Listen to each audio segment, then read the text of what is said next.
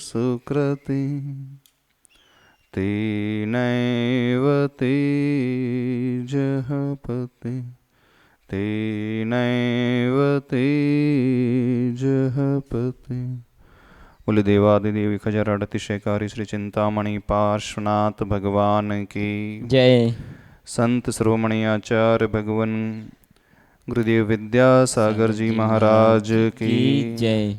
पूज्य आचार्य भगवान श्री धरसेन स्वामी महाराज की जय। आचार्य भगवान पुष्पदंत भूतबली स्वामी महाराज की जय। निर्यापक मुनिपुंगव श्री सुधा सागर जी महाराज की श्रुत पंचमी महापर्व की जय। बोलिए परम पूज्य मुनि श्री वीर सागर जी महाराज की जय। समस्त मुनि संघ की जय। महाराज श्री आस्था जैन दिल्ली से चरणों में बारंबार नमस्ते करते हुए उनकी शंका है, महाराज श्री आप बोलते हो कि लोगों के लिए एक फ्रेमवर्क होना बना लो ताकि उनके कोई भी कार्य से आपको दुख ना पहुँचे, लेकिन आप यह भी कहते हो कि लोगों के प्रति अच्छी भावना रखो। आप जैसी भावनाएं रखोगे उनका आचरण आपकी सोच के अनुरूप होता चला जाएगा। तो हम क्या करें, उनके बारे में अच्छा सोचें या फिर अपने अनुसार एक फ्रेमवर्क सेट करें? कृपया मार्गदर्शन करें। बहुत अच्छा प्रश्न है। एक दिन हमने कहा था, जिन लोगों के साथ आप रहते हैं, उठते बैठते हैं और आपस में विचार यदि नहीं मिलते हैं तो मन में संक्लेश उत्पन्न होता है, राग द्वेष के भाव पैदा होते हैं। अब सामने वाले व्यक्ति का नेचर ही कुछ प्रतिकूल रहता है, उस समय हम अपने परिणामों को कैसे संभाल कर के रखें, ये एक समस्या प्रायः सभी लोगों की रहती है। तो इसके लिए हमने कहा था, जब हम अपने आप में आना चाहते हैं, अपने परिणामों को संभाल करके रखना चाहते हैं, आनंद में समता में रहना चाहते हैं, तो ये डिसाइड कर लो कि सामने वाले का नेचर कैसा है, उसके अनुसार अकॉर्डिंग टू दैट उसकी एक फ्रेमवर्क निश्चित कर लो ताकि आपको विकल्प ही ना हो। दूसरी बात, ये हम अपने आप को और ऊपर उठाने के लिए अच्छा सोचना चाहिए, उसका भला हो, उसका कल्याण हो, वो बहुत अच्छे हो, ये भी कहा जाता है। तो बोले दो तो परस्पर विरोधी बातें लग रही हैं, हम क्या करें अथवा क्या ना करें, उसका जैसा स्वभाव हो उसके अनुसार उसको निश्चित कर ले कि हमेशा ये भावना है कि उसका अच्छा हो अच्छा हो। देखो दोनों ही चीज करना है। जब अपने परिणामों को संभालना है, समता में रखना है, सामने वाला अपना नेचर नहीं बदल सकता है, नहीं बदल पा रहा है, उसकी प्रवृत्ति जैसी है, उसका व्यवहार जैसा है वो वैसा ही चलता है, तो हम निर्विकल्प रहना चाहते तो डिसाइड कर ले वो वैसा ही है। अब दूसरी बात को शांत करने के लिए, अब दूसरी बात जो है, हमें एट द सेम टाइम यह भी भावना भाना है कि सबको सन्मति दे भगवान, है ना, सबको सद्बुद्धि की प्राप्ति हो, सबका मंगल हो, सबका कल्याण हो, उसके भी विषय कषाय उस घटें, उसका भी भाव बहुत अच्छा हो। तो अपने परिणाम को संभालने के लिए, विकल्पों से बचने के लिए ये बना ले माइंडसेट, लेकिन उससे कहे नहीं, ताकि हम बहुत आनंद से रह सकें। और दूसरी बात, धर्म ध्यान में ये भावना तो भावना ही है। कौन सी भावना? अपाय विचय धर्म ध्यान की भावना कि हे प्रभु, वह जो विपरीत मार्ग में चल रहा है, थोड़ी सी आवाज, वह जो गलत दिशा को अपना रहा है, ऐसा कुछ हो जाए कि वह सन्मार्ग में चलने लगे, मोक्ष मार्ग में चलने लगे। भावना यह भावना है। और अपने आप को संभालने के लिए सेम टाइम ये डिसाइड कर लेना है, इसलिए डिसाइड करना है कि वो बदल ही नहीं रहा अपने आप को, ताकि हम शांति से रह सके, आनंद से रह सके। चले, आज का दिन बड़ा विशेष दिन है, श्रुत पंचमी महापर्व है। जैनों में यह पर्व बड़े विशेष हर्षोल्लास से मनाया जाता है, लेकिन अधिकांश लोगों को ये पता ही नहीं है ये पर्व मनाया क्यों जाता है। हाँ, जो स्वाध्यायशील हैं उन्हें तो ज्ञान है, लेकिन जो सामान्य वर्ग है उन्हें पता नहीं चलता है कि क्यों मनाया जा रहा है। यह पर्व जो है श्रुत पंचमी महापर्व बहुत बड़ी विशेषता को लिए हुए है। आचार्य भगवान एक बात कहते थे, यह पंचम गति को ले जाने वाली पंचमी है। पंचम गति मतलब सिद्ध गति को प्राप्त कराने वाली पंचमी है। इस दिन उन सिद्धांत ग्रंथों की रचना पूर्ण हुई थी। देखो, वैसे कथा बहुत सारे लोगों को ज्ञात है, लेकिन आज थोड़ा दूसरे एंगल से इस पर्व को देखने की कोशिश करेंगे। ये तो सब जानते हैं कि षटखंडागम ग्रंथ, मूल में उसका नाम महाकर्म प्रकृति ग्रंथ था। उन ग्रंथों की रचना लिपिबद्ध तरीके से ज्येष्ठ शुक्ला पंचमी को हुई थी और इनके रचयिता आचार्य पुष्पदंत स्वामी जी और भूतबली स्वामी जी भगवान थे। लेकिन इसकी जो भूमिका बनी, उसकी भूमिका में एक बहुत बड़ा ध्यान, बहुत बड़ा भाव था आचार्य धरसेन स्वामी जी का। एक ऐसी उनकी अनुकंपा थी, हृदय की पीड़ा थी, करुणा कहें, दया कहें, प्राणियों के लिए, आने वाली पीढ़ियों के लिए कैसे धर्म सुरक्षित रहेगा। एक अंग के कुछ अंश के वे ही ज्ञाता बच्चे थे उस समय। पंचम काल, हुंडा अवसर्पणी काल, वह भी प्रति समय ह्रास को प्राप्त हो रहा है। भगवान महावीर स्वामी की निर्वाण जाने के पश्चात 683 वर्ष तक लगातार धर्म की अविच्छिन्न परंपरा आगम के माध्यम से 12 अंग, 11 अंग, 10 अंग, 9, 8, 7, 6, 5, 4, 3, 2, 1 अंग के ज्ञाता आचार्य परमेष्ठी रहे। लेकिन धीरे धीरे बुद्धि का पतन होने लगा, शक्ति का ह्रास होने लगा, अवसर्पणी काल में सब कुछ घटने लगता है। तो आचार्य भगवान को बहुत अनुकंपा उत्पन्न हुई, ये धर्म कैसे सुरक्षित रहे। यह शास्त्र ज्ञान तो लोप हो जाएगा और उसके बगैर कैसे चर्या आदि पल पाएगी। तो ऐसी जो व्यथा उनके मन में उत्पन्न हुई, उसको लेकर के उनके मन में एक विकल्प आया, आखिर क्या करें क्या करें। क्योंकि उन जैसा ज्ञानी उस समय कोई भी नहीं था। ये घटना है भगवान महावीर स्वामी के 683 वर्ष के पश्चात की घटना है। लगभग आज से 2000 वर्ष पूर्व की घटना है। उनके मन में ऐसे बहुत भाव हुए, आखिर देखो मैं तो इतना ज्ञान को रख रहा हूँ, लेकिन हमारी समाधि हो जाने के पश्चात कैसे चलेगा। ये तीव्र उत्कंठा उनके मन में हुई।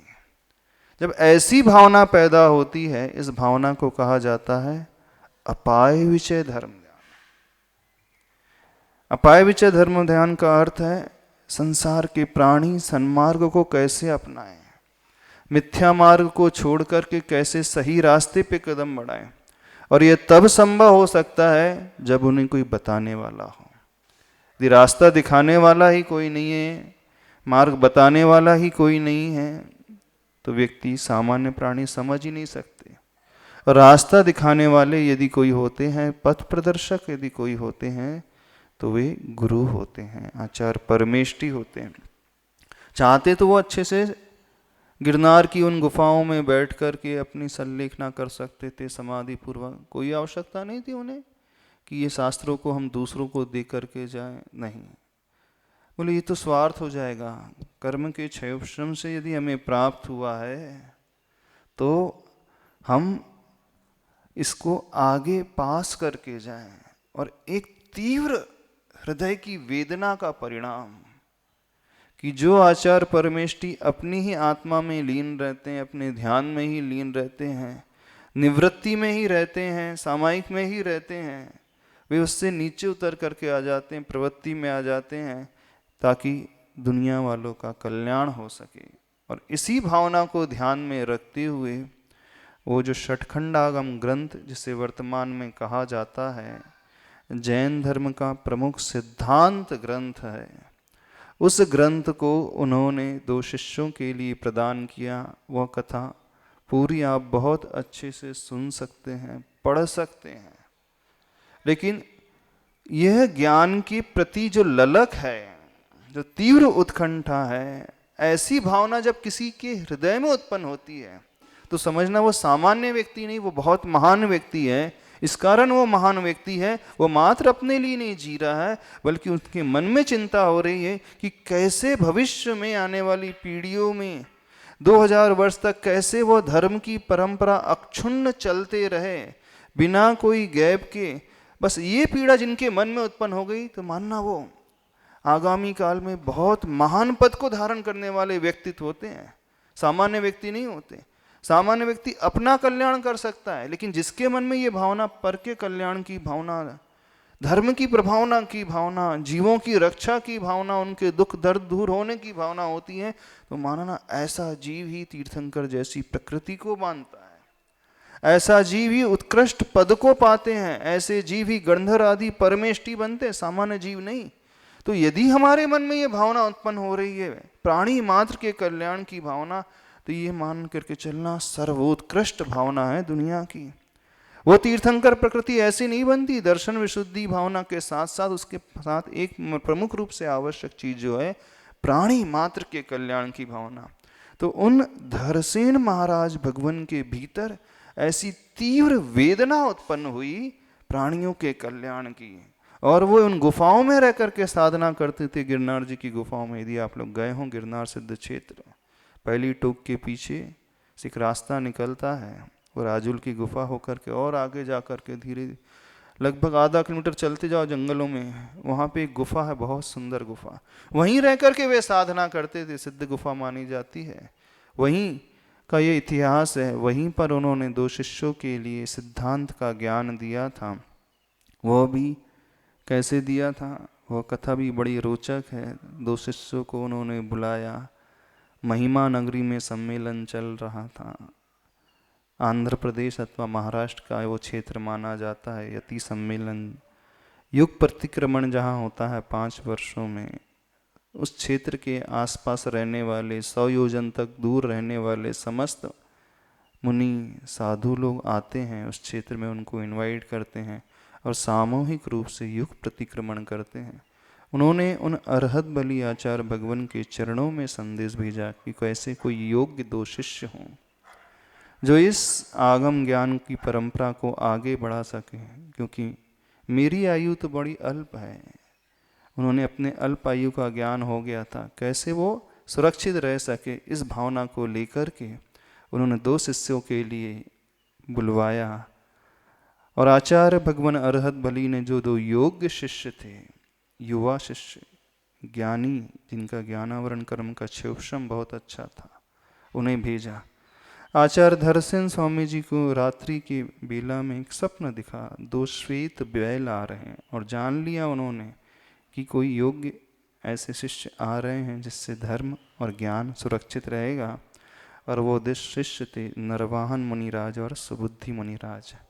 उन गुरुदेव के चरणों में आते हैं, अपने आप को समर्पित करते हैं, लेकिन एक भाव आचार्य भगवान के मन में उठा, मैं ये दुनिया की श्रेष्ठ कृति जिन्हें देना चाहता हूँ, क्या वो इस योग्यता को रखते भी हैं कि नहीं।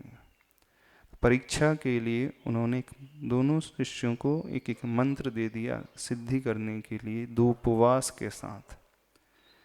वे दोनों मुनिराज उस मंत्र को लेकर के ध्यान करने लगे, और 2 दिन के पश्चात दोनों को एक एक देवियाँ सिद्ध हो गई। पर परेशानी ये हो गई कि एक देवी जो सिद्ध हुई थी उसकी एक आँख कम थी और दूसरी देवी के दांत अधिक थे। उन्होंने तुरंत जान लिया देव और देवियाँ तो सर्वांग सुंदर होते हैं, समचतुरस्र संस्थान के धारी होते हैं। तुरंत अपने ज्ञान से समझ लिया अवश्य मंत्र में कहीं ना कोई कमी अवश्य है, तभी तो ऐसा रूप सिद्ध हुआ है। और जिन्हें एक आँख कम वाली देवी सिद्ध हुई थी, वो जान गए कि इस मंत्र में एक अक्षर कम है, तो उन्होंने उस मंत्र का सुधार किया। और जिन्हें एक दांत अधिक था ऐसी देवी सिद्ध हुई थी, वो जान गए कि इस मंत्र में एक आध अक्षर अधिक है, फिर उस अक्षर का सुधार किया। तो मंत्र को सुधार करके फिर वो ध्यान और सिद्धि करने लगे, और थोड़ी देर के पश्चात सर्वांग सुंदर वो देवियाँ प्रकट हो गई। तो इतना जिनका ज्ञान था, गुरु के पास जाकर के सब वृत्तांत कहते हैं, निवेदन करते हैं, गुरु महाराज समझ लेते हैं, योग्यता है तभी इन्हें वह ज्ञान दिया जाएगा। तो ज्ञान को रखने के लिए पात्रता होना बहुत आवश्यक है। जिसके भीतर पात्रता नहीं होती है, उसे सही ज्ञान भी दे दिया जाए तो वो व्यर्थ चला जाएगा। सिंगनी का दूध कहाँ ठहरता जानते हो? स्वर्ण पात्र में, न स्टील में, न मिट्टी में, न चांदी में। इन बर्तन में दूध रखा जाएगा तो छेद से बाहर आ जाएगा, उस बर्तन को ही छिद्रित कर देगा, ठहर नहीं सकता। तो सिंगनी के दूध को रुकवाने के लिए सोने का पात्र चाहिए। ऐसे ही इस शुद्ध ज्ञान को रखने के लिए कौन सी पात्रता चाहिए? वो विनय की पात्रता चाहिए। ऐसे योग्य शिष्यों की पात्रता चाहिए, तब सुरक्षित रहता है ज्ञान। जब शिष्यत्व पता चल गया और उन आचार्य धरसेन स्वामी जी ने दोनों शिष्यों को सिद्धांत का ज्ञान दिया, और ज्ञान देने के पश्चात जब अध्ययन पूरा हो गया, आषाढ़ शुक्ल द्वादश 2 दिन चतुर्मास को बाकी थे, उन्होंने भेज दिया, अपने से अलग कर दिया गुजरात के अंकलेश्वर क्षेत्र में। वहाँ जाकर के 4 दिन एक्स्ट्रा 5 दिन एक्स्ट्रा लेकर के वे पहुँचे, विहार करते हुए अपना चतुर्मास किया। यानी निष्प्रहता देखे उन आचार्य परमेष्टि की। चाहते तो रोक सकते थे अपने पास, अब मेरा अंतिम समय है, अच्छे से सल्लेखना कराएंगे, मैंने इतना कुछ दिया है, अब सेवा करेंगे। नहीं हो सकता, ऐसी भावना नहीं जागृत। नहीं, जो निष्प्रह साधक होते हैं कोई अपेक्षा नहीं रखते, अपना कर्तव्य किया, कोई अपेक्षा नहीं कि सामने वाले हमारी सेवा करे, नमस्कार करे, पूजे, हमारा नाम ले, जय जयकार करे। कोई अपेक्षा नहीं नाम ख्याति की, प्रशंसा की, प्रसिद्धि की, कोई भावना नहीं।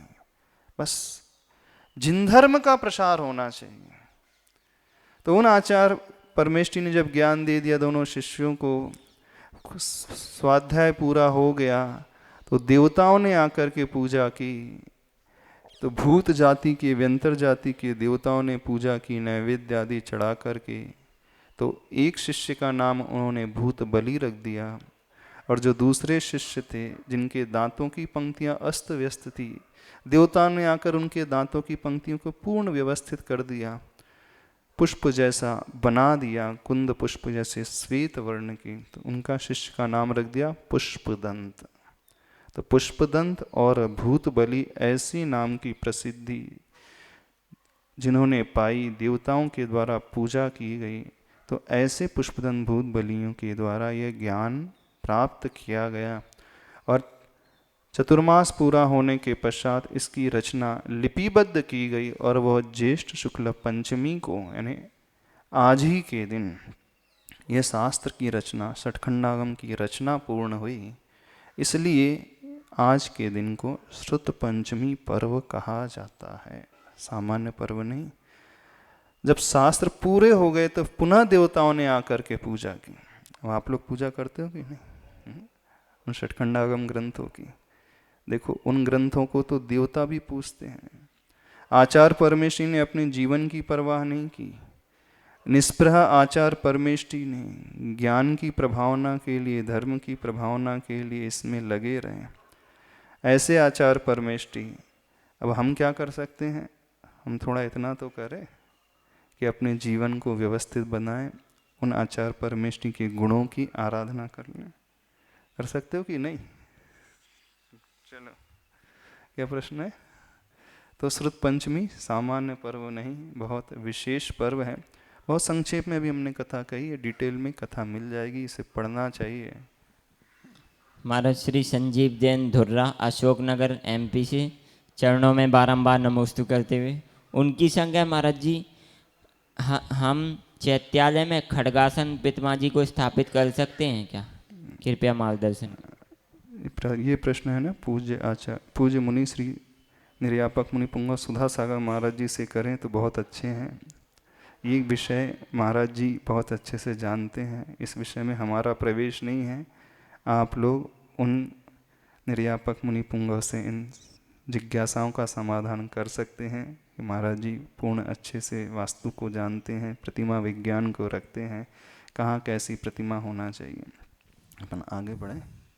हाँ, महाराज श्री कविता जैन बहादुरगढ़ से चरणों में बारंबार नमोस्तु करते हुए उनकी शंका है, महाराज श्री शुद्ध पंचमी को कैसे मनाएं? शुद्ध पंचमी क्या शास्त्रों का त्यौहार है? कृपया मार्गदर्शन कर। श्रुत पंचमी शास्त्रों का त्यौहार नहीं है।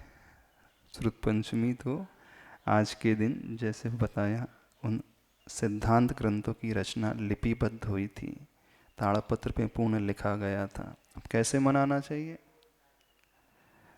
अच्छे से महामहोत्सव मनाते हुए महापूजा करना चाहिए इन ग्रंथों की। ये तो हो गई द्रव्य पूजा। अब दूसरी है भाव पूजा। वो कैसे करें? जो श्रुत की रचना हुई है उस श्रुत का उद्देश्य क्या है उसे जीवन में उतारें। श्रुत का उद्देश्य क्या? श्रुत का अर्थ है वो ज्ञान, श्रुत ज्ञान। तो वो उसका उद्देश्य होता है ज्ञान के फल की प्राप्ति हमें हो। ज्ञान के फल की प्राप्ति कैसे होगी? जब उसके योग्य हम आचरण करेंगे तो ज्ञान वह कहलाता है। जानते हो ज्ञान क्या कहलाता है? पूज्य आचार्य भगवान गुरुदेव एक गाथा कहते हैं मूलाचार ग्रंथ की, बहुत सुंदर गाथा है। उससे समझ में आ जाएगा कि भाव पूजा कैसे होती है। अष्टद्रव्य की सामग्री चढ़ाना, आज के दिन श्रुत पंचमी के दिन जिनवाणी को पूर्ण रूप से व्यवस्थित करना, उनमें कवर आदि चढ़ाना, उनको उच्च आसन में विराजमान करना, उसका रख रखाव करना, साफ सफाई करना, देख लेना कहीं कोई दीमक तो नहीं लग रही है, चूहे तो नहीं खा रहे हैं। मंदिर जी में एक शास्त्र की अलमारी विराजमान करें, अच्छे से बहुत सुंदर तरीके से जिनवाणी को व्यवस्थित रखें। ये सारी की सारी द्रव्य पूजा करना चाहिए, बिल्कुल ये भी आवश्यक है कि श्रावक के लिए द्रव्य पूजा के साथ भाव पूजा होती है। तो ये सब द्रव्य पूजा के अंतर्गत आएगा। अब भाव पूजा में क्या आएगा? तो जो शास्त्र में लिखा है उसके अनुसार हम जीवन को बनाएं। तो ज्ञान क्या है? तो ज्ञान की परिभाषा जीर्ण रागा विरज्जेज जीर्ण से सुरज्जदी जीर्ण मैत्तिम पभावेज्य तम नाणम जिन शासने। जिनेन्द्र भगवान के शासन में ज्ञान किसे कहा जाता है? एक ज्ञान तो जो शास्त्रों में लिपिबद्ध किया गया है, लेखनी से लिखा गया है, ये हो गया थ्योरी ज्ञान। अब प्रैक्टिकल ज्ञान क्या है? तो तीन विशेषण, तीन क्वालिटीज बताई हैं, उसी के अनुसार चलो आज ध्यान करते हैं। पहली चीज होना चाहिए जीर्ण रागा विरज्जेज, अर्थात ज्ञान वो कहलाता है जिसे पढ़कर के हमारा राग का भाव कम हो, राग से विरक्ति हो। तो राग किस किससे राग है बताओ? परिवार से राग है, बच्चों से राग है, धन पैसे से राग है, शरीर से राग है ना? किस से राग है? जहाँ राग कहा जा रहा है उसके साथ साथ द्वेष भी लगा लेना। राग द्वेष एक साथ चलते हैं, दोनों एक सिक्के के दो पहलू हैं।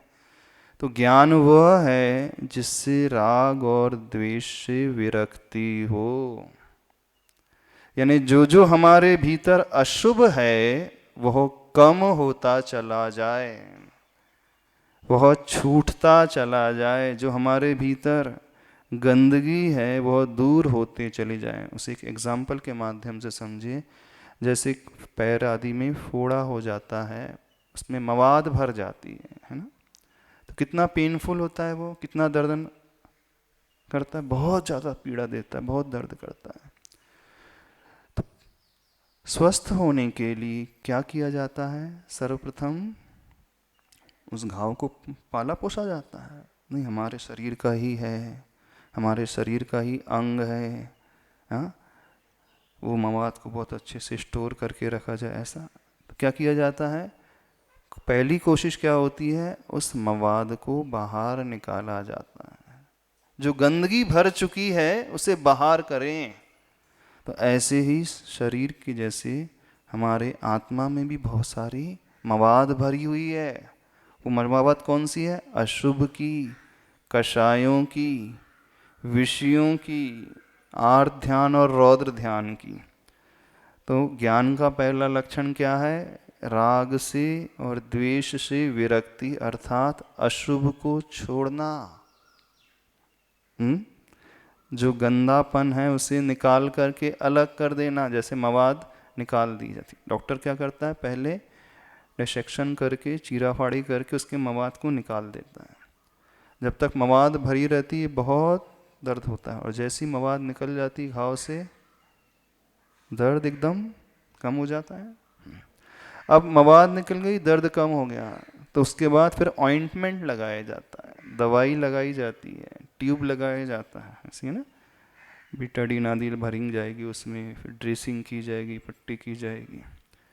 तो पहले अशुद्धि निकलेगी, अशुभ निकलेगा, फिर जो दवाई का प्रयोग हुआ वो शुभ है। तो दूसरा लक्षण है ज्ञान का, जीर्ण सेयेषु रज्जति, यानी प्राकृत गाथा है, जिसके द्वारा सेयेषु का अर्थ होता है श्रेयस्कर में राग उत्पन्न हो जाए। देखना, पहले क्या कहा गया? राग से विरक्ति, राग छोड़ना है, वो हुआ अशुभ का त्याग। फिर कहा गया श्रेयस्कर में राग करना है, अच्छे में राग करना है, पंच परमेष्टियों में अनुराग करना है, पूजन विधान में, मंत्र आदि, स्वाध्याय, सामायिक, इन क्रियाओं में अनुराग करना है। तो वो हो गई दवाई, बीटाडीन, है ना, दवाई हो गई ना। फिर तीसरी स्टेज बताई गई है, जीर्ण मैत्रिम प्रभावेज, अर्थात जिसके द्वारा मैत्री की प्रभावना होती है, वह जिन शासन में ज्ञान कहा गया है। मैत्री की प्रभावना, मैत्री का अर्थ क्या होता है जानते हो? मैत्री की डेफिनेशन मालूम है? किसी को नहीं मालूम? मैत्री का मतलब होता है, आप लोग समझते हैं, फ्रेंडशिप। मैत्री वो नहीं कहलाती है। मैत्री की डेफिनेशन होती है, नहीं पता? किसी को ज्ञात है? परेशान दुख अनुत्पत्ति अभिलाषो मैत्री, यानी हमारे व्यवहार से किसी को दुख उत्पन्न ना हो, उसका नाम मैत्री है। यानी पहली स्टेज में हमने अशुभ का त्याग किया, दूसरी स्टेज में शुभ को अपनाया, फिर ऐसा भाव व्यक्त किया अपने भीतर, ऐसी भावना अपने भीतर लाई जो शुद्ध की ओर लेकर के जाती है, ऐसा आचरण बना लिया, इस प्रकार की साधना अपना ली कि हमारे व्यवहार से, मन से, वचन से, काय से किसी को रंच मात्र भी पीड़ा उत्पन्न नहीं हो रही है। यानी शुद्ध की ओर यात्रा।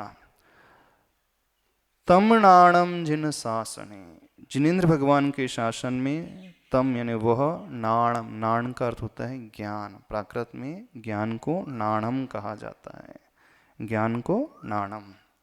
तो ज्ञान क्या हुआ? चूंकि श्रुत पंचमी है, समझ में ज्ञान की डेफिनेशन क्या हुई? जीर्ण रागा विरज्जेज, यानी जहाँ जिसके द्वारा राग से विरक्ति होती है। दूसरा लक्षण, जीर्ण सेयेषु रज्जति, अर्थात जिसके द्वारा श्रेयस्कर मार्ग में राग उत्पन्न होता है। पंचगुरु, शास्त्र, देव, धर्म की सारी क्रियाएं, अच्छी क्रियाएं, इनसे राग उत्पन्न हो जाए। तीसरा लक्षण, जैन मैत्रिम प्रभावेज, जिसके द्वारा मैत्री का अर्थ होता है मैत्री की प्रभावना होती है। यानी मैत्री की प्रभावना से अर्थ ऐसा आचरण बनाए हमारे द्वारा किसी को रंच मात्र भी पीड़ा उत्पन्न ना हो, वह जिनेंद्र भगवान के शासन में ज्ञान कहलाता है। समझ रहे हो कि नहीं? तो घाव में से पहले मवाद निकाली, फिर ऑइंटमेंट लगाया, फिर धीरे धीरे वो घाव अपने आप ठीक होने लगता है, यानी हम स्वस्थ होने लगते हैं। स्वस्थ होने लगे हैं, अशुभ और अशुभ और शुभ दोनों से ऊपर उठ करके आत्म स्वभाव में स्थित हो गए, तो वह स्वस्थता की निशानी मानी जाती है। जो व्यक्ति पूर्ण स्वस्थ होता है वही किसी को पीड़ा नहीं पहुंचाता है। हम सब अस्वस्थ हैं, अभी हम हिलते डुलते हैं तो उससे जीवों का घात होता है, बोलते हैं तो जीवों की हिंसा होती है, गलत सोचते हैं तो उसका प्रभाव हिंसा के रूप में होता है। तो पूर्ण स्वस्थ कौन हो जाते हैं? जो शुभ अशुभ दोनों से ऊपर उठ करके आत्मस्थ हो जाते हैं, वो स्वस्थ हो जाते हैं। समझ रहे हो? तो ज्ञान, वह ज्ञान है जिन शासन में। तो ज्ञान क्या कहलाएगा श्रुत पंचमी में? मात्र षटखंडागम ग्रंथों की, सिद्धांत ग्रंथों की अष्टद्रव्य से पूजा करना ही नहीं।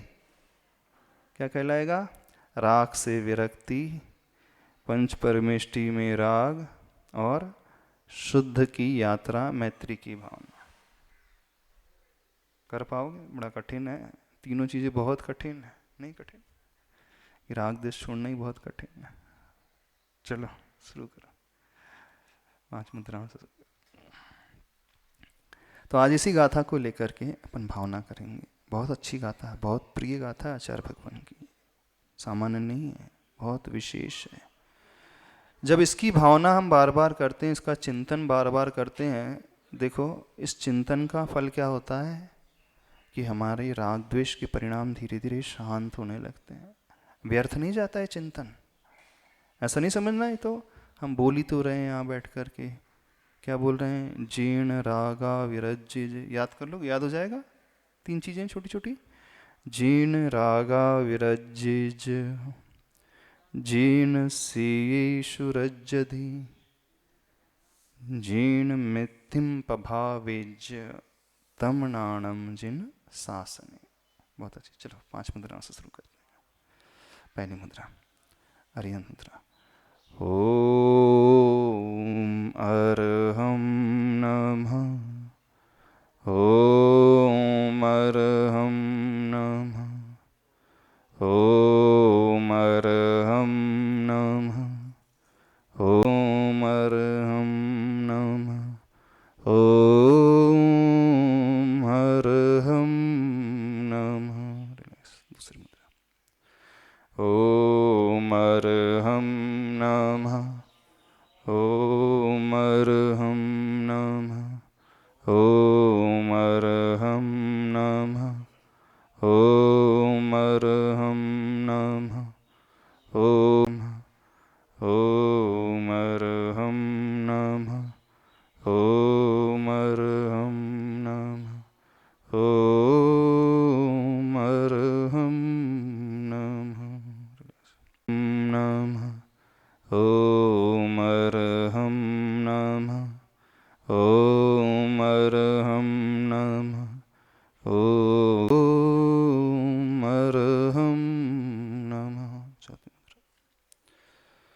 ओम अरहम नमः, ओम अरहम नमः, ओम अरहम नमः, ओम अरहम नमः, ओम अरहम नमः, ओम अरहम नमः, ओम अरहम नमः, ओम अरहम नमः, ओम अरहम नमः। पांचवी मुद्रा। ओम अरहम, ओम अरहम नमः, ओम अरहम नमः, ओम अरहम नमः, ओम अरहम नमः, ओम। आसन व्यवस्थित रखें, गहरी सांस नाभि तक लें, उस ओंकार की ध्वनि को करें, नाभि से उस ओम बीज अक्षर को उठाएं। कंठ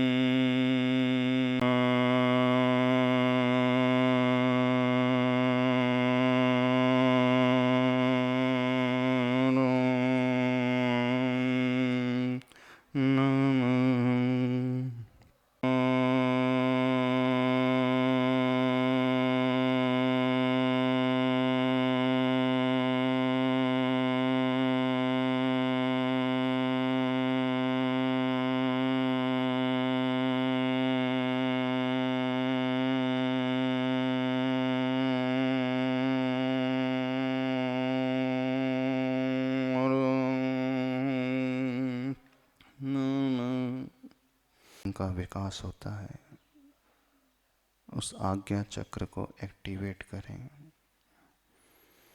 वहाँ ध्यान रखते हुए श्वासोच्छ्वास को ले, इस प्राणायाम को करें। ओम के स्मरण पूर्वक श्वास भीतर आए और हम के स्मरण पूर्वक श्वास बाहर आए। बाहर के विकल्पों को छोड़ करके थोड़ी देर के लिए अपने साथ हो जाएं। सारा ध्यान माथे के बीचों बीच रखते हुए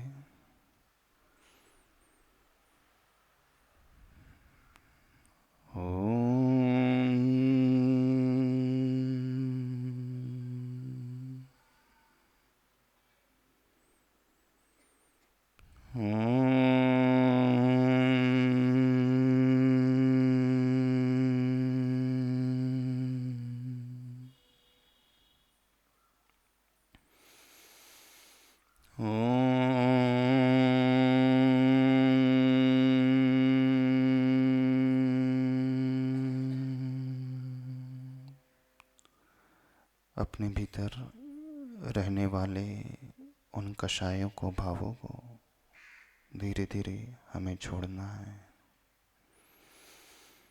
सभी लोग अपने पैरों की ओर दृष्टि लाएं। उस घाव को देखें जैसे घाव में से मवाद निकलती है हमारे पैर से।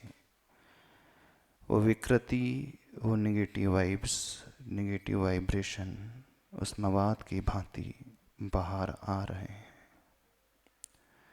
जो विषय कषाय की मवाद हमारे भीतर मौजूद है, जो व्यसनों की भावना, जो गलत प्रवृत्ति हमारे भीतर मौजूद है, जो दुष्परिणाम हमारे भीतर हमेशा उत्पन्न होते रहते हैं, आर्त भावना हम करते रहते हैं, अपने पैरों से बाहर निकलते हुए उस मवाद की भांति उन समस्त विकृतियों को बाहर निकलता हुआ देखें। उस अशुभ को मैं छोड़ने का संकल्प ग्रहण करता हूँ। जेण रागा विरज्जेज, सभी लोग कहें। जेण रागा विरज्जेज,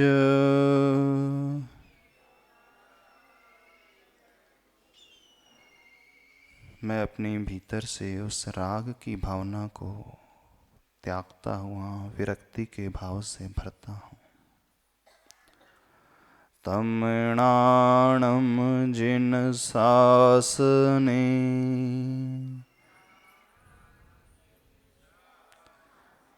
जेण रागा विरज्जेज,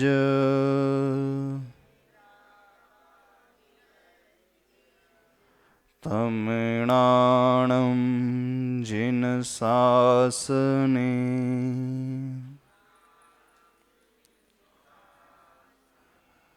मेरे भीतर जो भी राग और द्वेष की विकृति भरी हुई है उससे मैं विरक्त हो रहा हूँ। जो बुराइयों की गंदगी भरी हुई है, जो कमियां मेरे भीतर हैं, विकषाय के भाव, वो आसक्ति की भावना पर के शरीर से, वो राग का परिणाम स्वयं के शरीर से, वो रसना इंद्री की लोलुपता, उसके प्रति तीव्र राग, वो ईर्ष्या की भावना, मेरे भीतर की अशुद्धि विकृति, इन समस्त राग और द्वेष को मैं अपने आत्म शरीर से बाहर निकलता हुआ देख रहा हूँ। बिल्कुल भीतर से धारणा बनाएं। जीण रागा विरज्येज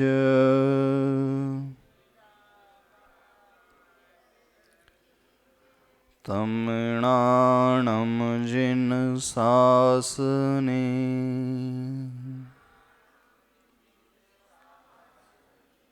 समस्त अशुभ को मैं छोड़ रहा हूँ, समस्त अशुभ से मैं रहित हो रहा हूँ, समस्त दुर्ध्यान से मैं विरक्त होता हूँ, समस्त गलत आदतों को मैं त्यागता हूँ। यही मेरे आत्मा की विकृति है, उस मवाद की भांति जो मुझे हमेशा पीड़ित करती है, दुखी बनाती है। उस अशुभ का त्याग करके मैं अपने आप में स्थित हो रहा हूँ। यही मेरा ज्ञान है।